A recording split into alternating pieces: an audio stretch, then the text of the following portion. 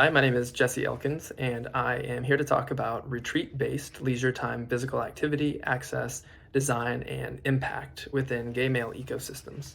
And I'm with the University of North Carolina at Charlotte. An overview for today, I will introduce myself and our original study, some of the population data, our study design, and just a few of the many powerful results that we found with access and impact to leisure time physical activity.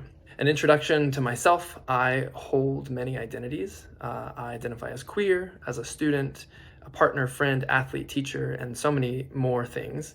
And I love fitness, and I love to feel joy and human touch. I love to travel, and I love to connect with others. And so I've combined this in sort of a magical thinking paradigm where I can use my identities and the communities that I belong in with the things that I love to drive impact within my communities. What we know is that physical activity is good for our health. The work that we're doing is focused on leisure time physical activity, which is emerging as one of the leading preventive health domains of physical activity. What we're also exploring is the intersectionality that exists within gay male ecosystems. So for the study, we interviewed 10 self-identifying gay and queer men recruited from a retreat in Greece, a yoga and Pilates retreat in Greece.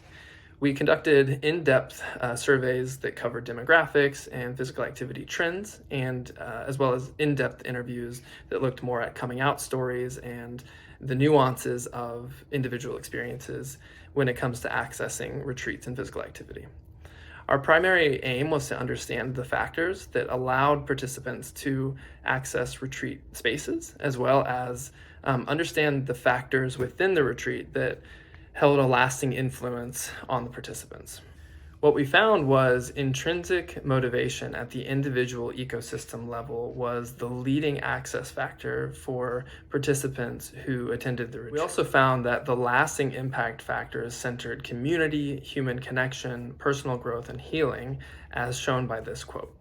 It's had an enormous impact on me. For me, the big key point is that I don't think until I had this cut-off, isolated experience that I recognized that even 5 years on, I was still wrestling with the grief of losing my partner.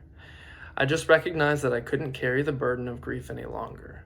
Maybe it was the fact that I was feeling safe in a group of very friendly, very warm, very loving gay men, and therefore felt comfortable, and something happened. It wasn't a momentary thing where a week later I felt descended. I feel strangely liberated. And though this was just a snippet of the study, design, and findings, there is much more to be discussed and discovered. Thank you.